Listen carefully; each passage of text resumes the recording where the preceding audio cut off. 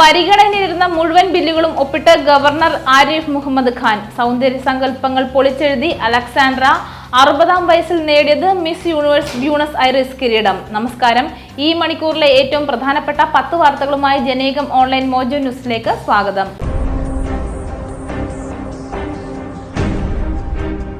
പരിഗണനയിലിരുന്ന മുഴുവൻ ബില്ലുകളും ഒപ്പിട്ട് ഗവർണർ ആരിഫ് മുഹമ്മദ് ഖാൻ. ഭൂപതിവ് നിയമ ഭേദഗതി ബിൽ, നെൽവയൽ നീർത്തട നിയമ ഭേദഗതി ബിൽ, ക്ഷീര സഹകരണ ബിൽ, സഹകരണ നിയമ ഭേദഗതി ബിൽ, അബ്കാരി നിയമ ഭേദഗതി ബിൽ എന്നീ ബില്ലുകളിലാണ് ഗവർണർ ഒപ്പിട്ടത്.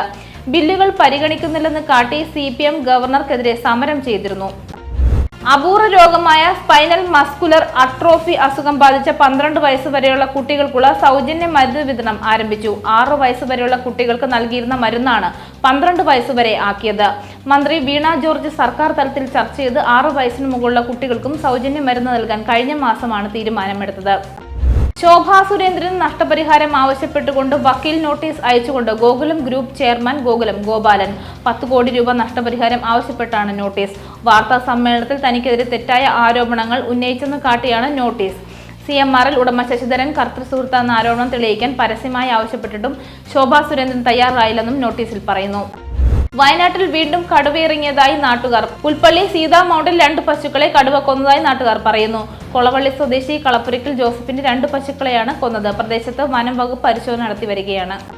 മെയ് 1 മുതൽ Venad express Ernakulam south station ഒഴിവാക്കും. ഷൊർണൂരിൽ നിന്നും തിരിച്ചുള്ള യാത്രയിലും സൗത്ത് സ്റ്റേഷൻ ഒഴിവാക്കിയായിരിക്കും യാത്ര. ഇതോടെ എറണാകുളം നോർത്ത് ഷൊർണൂർ റൂട്ടിൽ വേണാട് എക്സ്പ്രസ് നിലവിലെ സമയക്രമത്തേക്കാൾ 30 മിനിറ്റോളം മുൻപേ ഓടും. സംസ്ഥാനത്ത് ഇനിയും ചൂട് ഉയരുമെന്ന് കാലാവസ്ഥാ വകുപ്പ് മുന്നറിയിപ്പ്. അടുത്ത 5 ദിവസത്തേക്ക് 12 ജില്ലകളിൽ യെല്ലോ അലർട്ട് പ്രഖ്യാപിച്ചു. പാലക്കാട് ജില്ലയിൽ ഉയർന്ന താപനില 41 ഡിഗ്രി സെൽഷ്യസ് വരെയും, കൊല്ലം, തൃശൂർ ജില്ലകളിൽ 40 ഡിഗ്രി സെൽഷ്യസ് വരെയും, കോഴിക്കോട്, കണ്ണൂർ ജില്ലകളിൽ ഉയർന്ന താപനില 38 ഡിഗ്രി സെൽഷ്യസ് വരെയും, ആലപ്പുഴ, കോട്ടയം, എറണാകുളം, മലപ്പുറം, കാസർഗോഡ്, പത്തനംതിട്ട ജില്ലകളിൽ ഉയർന്ന താപനില 37 ഡിഗ്രി സെൽഷ്യസ് വരെയും, തിരുവനന്തപുരം ജില്ലയിൽ ഉയർന്ന താപനില 36 ഡിഗ്രി സെൽഷ്യസ് വരെയും ഉയരാൻ സാധ്യതയുണ്ടെന്ന് കേന്ദ്ര കാലാവസ്ഥാ വകുപ്പിന്റെ മുന്നറിയിപ്പിൽ പറയുന്നു. കാലവർഷ മുന്നൊരുക്കങ്ങളുടെ ഭാഗമായി ഇടുക്കി ജലവൈദ്യുത പദ്ധതിയുടെ ഭാഗമായുള്ള ചെറുതോണി, ഇരട്ടയാർ ഡാമുകളിൽ സ്ഥാപിച്ചിരിക്കുന്ന സൈറണിന്റെ ട്രയൽ റൺ നടത്തും. ഏപ്രിൽ 30 രാവിലെ 11 മണിക്കാണ് ട്രയൽ റൺ. സൈറണിന്റെ സാങ്കേതിക തകരാറുകൾ പരിശോധിക്കുന്നതിനുള്ള പ്രവർത്തനക്ഷമത പരിശോധന മാത്രമാണ് നടക്കുന്നതെന്നും ആളുകൾ പരിഭ്രാന്തരാകേണ്ടതില്ലെന്നും ജില്ലാ കളക്ടർ അറിയിച്ചു. മുംബൈ നോർത്ത് സെൻട്രൽ മണ്ഡലത്തിൽ ഉജ്വൽ നിഗമിനെ സ്ഥാനാർത്ഥിയാക്കി BJP. നിലവിലെ MP പൂനം മഹാജനെ ഒഴിവാക്കിയാണ് നിഗമിനെ സ്ഥാനാർത്ഥിയാക്കിയത്. 2008 മുംബൈ ഭീകരാക്രമണ കേസിലെ പബ്ലിക് പ്രോസിക്യൂട്ടറായിരുന്നു ഉജ്വൽ നിഗം.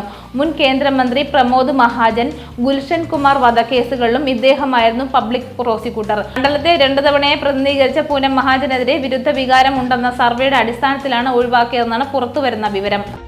രാജ്യത്തെ മുസ്ലിങ്ങൾ നുഴഞ്ഞു കയറ്റക്കാരാണെന്നും കൂടുതൽ കുട്ടികളെ ഉണ്ടാക്കുന്നവരാണെന്നും പ്രസ്താവന നടത്തിയ നരേന്ദ്രമോദിക്ക് പിന്നാലെ കേന്ദ്രമന്ത്രി അനുരാഗ് ഠാക്കൂറും. ഹിമാചൽ പ്രദേശിലെ ഹാമിർപൂരിൽ നടന്ന തെരഞ്ഞെടുപ്പ് റാലിയിലാണ് മോദിയുടെ വിദ്വേഷ പ്രസംഗം അനുരാഗും ആവർത്തിച്ചത്. കോൺഗ്രസ് അധികാരത്തിൽ വന്നാൽ രാജ്യത്തെ സ്വത്തും അമ്മമാരുടെയും സഹോദരിമാരുടെയും സ്വർണവും ഭൂമിയും മുസ്ലിങ്ങൾക്ക് നൽകുമെന്ന അതേ പ്രസ്താവനയാണ് കേന്ദ്രമന്ത്രിയും നടത്തിയത്. കോൺഗ്രസ് പ്രകടന പത്രിക തയ്യാറാക്കിയതിൽ വിദേശ സ്വാധീനമുണ്ടെന്നും അനുരാഗ് ഠാക്കൂർ പറഞ്ഞു.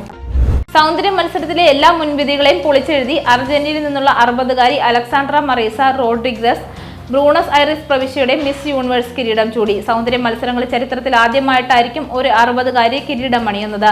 ലാ പ്ലാറ്റ നഗരത്തിൽ നിന്നുള്ള അലക്സാണ്ട്ര അഭിഭാഷകയും മാധ്യമ പ്രവർത്തകയും കൂടിയാണ്. മെയിൽ നടക്കുന്ന മിസ് യൂണിവേഴ്സ് അർജന്റീന മത്സരത്തിൽ ബ്യൂണസ് ഐറിസിനെ പ്രതിനിധീകരിക്കുന്നത് അലക്സാണ്ട്രയായിരിക്കും. അതിൽ വിജയിച്ചാൽ മെക്സിക്കോയിൽ സെപ്റ്റംബർ 28 നടക്കുന്ന മിസ് യൂണിവേഴ്സ് മത്സരത്തിൽ അർജന്റീനയെ പ്രതിനിധീകരിക്കുന്നതും അലക്സാണ്ട്രയാകും.